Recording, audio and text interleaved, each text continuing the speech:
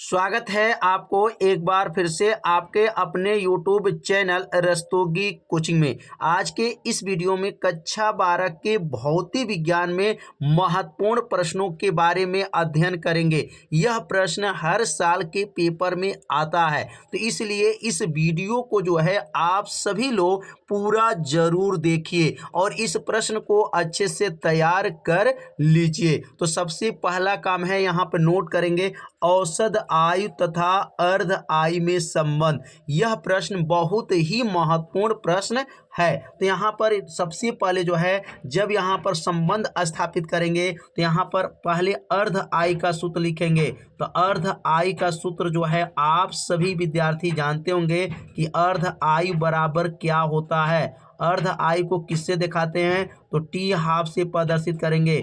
T half बराबर होता है 0.693 बटा लेमडा होता है। लेमडा का अगर नाम लिखना चाहे तो लिख देंगे लेमडा क्या है, तो लिखेंगे यार लेमडा बराबर लिखेंगे, इसका नाम है क्षय नियतांक, इसका नाम रखा गया है क्षय नियतांक, इसका नाम है। लेमडा का नाम क्या है, क्षय नियतांक है। अगर लेमडा बराबर यहाँ पर प्रतिस्थापन करना चाहते हैं तो लेमडा बराबर क्या बनेगा, तो लेमडा बराबर हो जाएगा 0.693 बटा और यहाँ हो जाएगा टी हाफ हो जाएगा।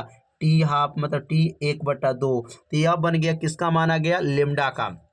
अब लेमडा बराबर मतलब क्षय नियतांक बराबर, तो लेमडा को ऊपर कर देंगे और टी हाफ को नीचे कर देंगे और यह बन जाएगा समीकरण नंबर 1 हो जाएगा। तो यहाँ पर किसका मान निकाल दिए, लेमडा का मान निकाल दिए। अब लेमडा का मान क्यों निकाले हैं, क्योंकि यहाँ पर आप सभी विद्यार्थी पढ़े होंगे औसत आयु। अगर नहीं पढ़े हैं तो आपको याद रखिएगा औसत आयु का सूत्र क्या होता है। तो औसत आयु बराबर होता है 1 यहाँ पर औसत आयु को टाउ से दिखाएंगे और टाउ बराबर होता है 1 लेमडा होता है। क्षय नियतांक के व्युत्क्रम को औसत आयु कहते हैं, इसे टाउ से प्रदर्शित करते हैं। तो टाउ बराबर होता है 1 लेमडा होता है और यह बन जाएगा समीकरण नंबर क्या, 2 बन जाएगा। अब यहाँ पर जो है लेमडा का मान जो निकला है, लेमडा का मान यहाँ पर रख देंगे।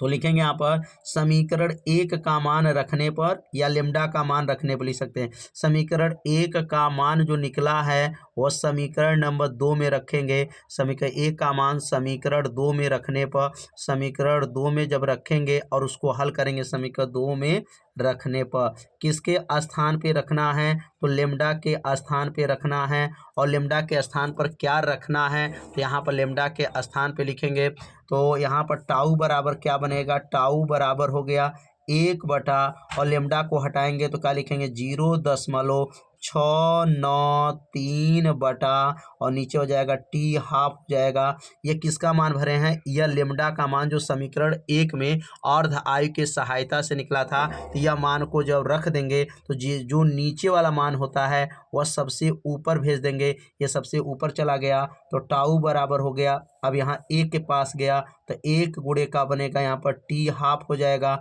और बटा हो जाएगा, नीचे क्या है 0.693 हो जाएगा। अब यहाँ पर 693 हो गया। अब दशमलव कितने स्थान पे लगा है, तो 3 स्थान पे दशमलव लगा है। तो इस दशमलव को कैसे हटाया जाएगा, अगर 3 स्थान पे दशमलव लगा है तो 1000 से ऊपर और 1000 से नीचे अगर गुणा कर दें तो यह दशमलव क्या हो जाएगा, हट जाएगा। अब यहाँ से 1000 में जब गुणा करेंगे तो क्या बनेगा, टाउ बराबर हो जाएगा 1000 में गुणा हो जाएगा तो 1000 और यहाँ लिखेंगे टी हाफ हो जाएगा बटा और नीचे हो जाएगा 693 हो जाएगा। अब 693 में जब 1000 का भाग कर देंगे तो टाउ बराबर क्या आएगा, 1.44 हो जाएगा और बगल में क्या लिखेंगे, टी हाफ हो जाएगा। तो यह प्रश्न जो है कई सालों से पेपर में आ रहा है कि औसत आय अर्ध आय का कितना गुना होता है। तो नीचे लिख सकते हैं यहाँ पर कि जो औसत आयु होता है, औसत आयु अर्ध आय का औसत आयु और यहाँ कामा दे देंगे, औसत आयु अर्ध आय का कितना गुना है, तो लिखेंगे औसत आयु अर्ध आयु का, लिखेंगे आप अर्ध आयु का 1.44 गुना होता है, 1.44 गुना होता है। यह जो है प्रश्न में जो विकल्प में भी प्रश्न आते हैं कि औसत आय अर्ध आय का कितना गुना होता है, तो औसत आय अर्ध आय का 1.44 गुना होता है। तो उम्मीद करते हैं यह प्रश्न आप लोगों को अच्छे से समझ में आ गया होगा और यह हेडिंग को जो है अपनी कॉपी में नोट कर लीजिएगा, क्योंकि यह प्रश्न कई बार बोर्ड के पेपर में पूछा गया है कि औसत आय अर्ध आय में संबंध स्थापित कीजिए। तो टाउ बराबर क्या होता है, 1.44 टी हाफ होता है। तो उम्मीद करते हैं वीडियो आप लोगों को अच्छा